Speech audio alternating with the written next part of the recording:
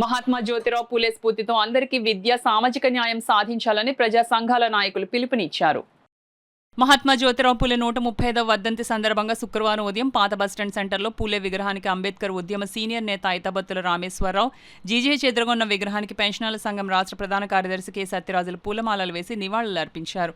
ఈ సందర్భంగా రామేశ్వరరావు, సత్యరాజులతో పాటు సిఐటియు జిల్లా అధ్యక్షులు దువ్వ శేషబాబ్జీ, మాజీ జెడ్పీటీసీ సభ్యులు నులుకుర్తి వెంకటేశ్వరరావు, సిపిఎం నగర కన్వీనర్ పలివెల వీరబాబు తదితరులు మాట్లాడుతూ బడుగుల జీవితాల్లో అక్షర వెలుగులు నింపిన జ్యోతి మహాత్మా పూలే అని కొనియాడారు. కుల వివక్షత, అంటరానితనం పైన పోరాడిన పూలే దేశంలో తొలి సామాజిక విప్లవకారుడు అన్నారు. తన భార్య సావిత్రిబాయికి చదువు నేర్పి తన ద్వారా బాలికల విద్యావ్యాప్తికి విశేషమైన కృషి చేశారన్నారు. 1874లో సత్య శోధక్ సమాజ్ స్థాపించి యువతను అభ్యుదయ మార్గంలో నడిపించారన్నారు. 1882లో హంటర్ కమిషన్కు విద్యా రిజర్వేషన్ల గురించి పూలే వినతిపత్రం సమర్పించారన్నారు. ప్రపంచ మేధావుగా పేరుగాంచిన అంబేద్కర్ పూలేను తన గురువుగా భావించారన్నారు. పూలే స్ఫూర్తితో అందరికీ విద్య, సామాజిక న్యాయం సాధనకై నేటి తరం ఉద్యమం సాగించాలన్నారు.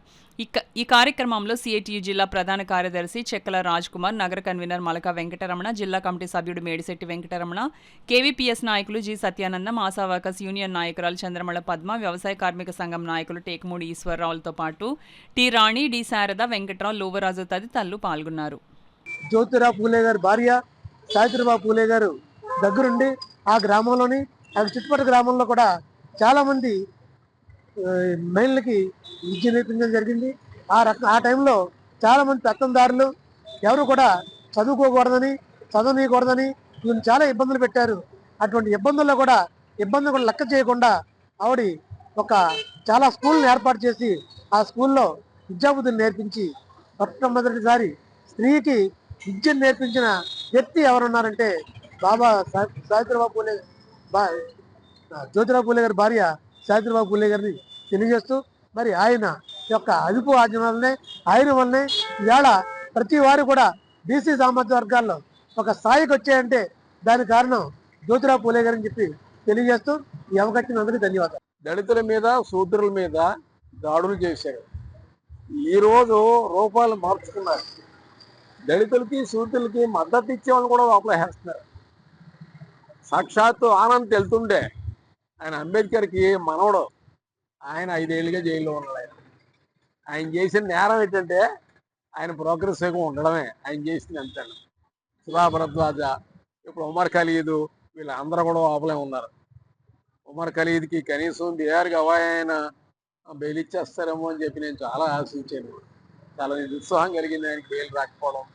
తెరసి జ్యోతిబా పూలే ఆ రోజున ఏ కృషి అయితే చేశారో ఆ కృషిని ఈరోజు కొనసాగించడం, ఇంటెన్సిఫై చేయడం ఈ సమాజానికి చాలా అవసరం. ఆ రోజున ఏంటంటే ఏ రకంగా దళితుల్ని ఇబ్బందులు పెట్టారో, హింసకు గురి చేశారో మనం చదువుకున్నాం. ఈరోజు పరిస్థితి ఇంకా తెచ్చిపోతున్నట్టుగా కనబడుతుంది.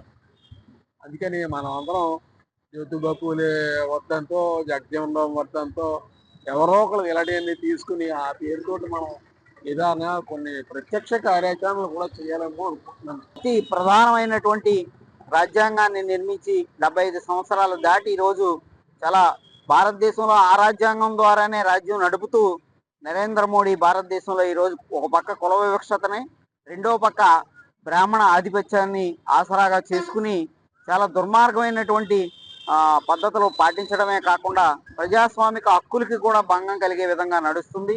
వీటన్నిటినీ ఎదిరించి నిలబడిన వాటన్నిటినీ జైల్లో పెట్టి కనీస ప్రాథమిక హక్కులను కూడా వినియోగించుకునే పరిస్థితి లేకుండా పోతుంది.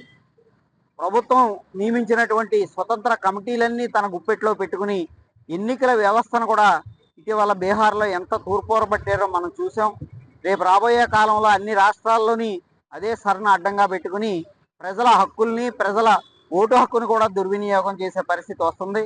దీనికి వ్యతిరేకంగా ప్రజలందరూ బాబాసాహెబ్ అంబేద్కర్ అలాగే జ్యోతిబా పూలే లాంటి ఆశయాలని ఆశయంగా తీసుకుని కలిసికట్టుగా పోరాడాలని చెప్పి విజ్ఞప్తి చేస్తాం. ఎవరు ఆ రోజుల్లో ఒక దళితుల స్త్రీలే కాదు, ఏ స్త్రీ కూడా చదవకుండా చేసిన మరి ఈ మనుధనం శాస్త్రాన్ని ఆయన పక్కన పెట్టి అసలు ఇతర కులాలు కూడా చదవాలి, లేడీస్ అందరూ చదవాలని భార్యకి చదువు చెప్పి టీచర్ ట్రైనింగ్ ఇచ్చి ఆవిడ చేత స్కూల్కి పంపిస్తుంటే అప్పుడు ఆవిడ మీద నువ్వు స్కూల్కి వెళ్ళడానికి లేదని చాలా మంది అగ్రకుల స్త్రీలు కానీ అగ్రకులాల వాళ్ళు కానీ పేడ నీళ్ళు చల్లడం ఇదంతా చూసి ఆవిడ ఆ పేటతీళ్ళతో స్కూల్ చెప్పాలని మరి రెండో చీర ఆ బ్యాగ్ లో పట్టుకెళ్ళి ఆ చీర ఇప్పేసి ఉతుక్కుని మళ్ళా చీర కట్టుకుని వచ్చేది.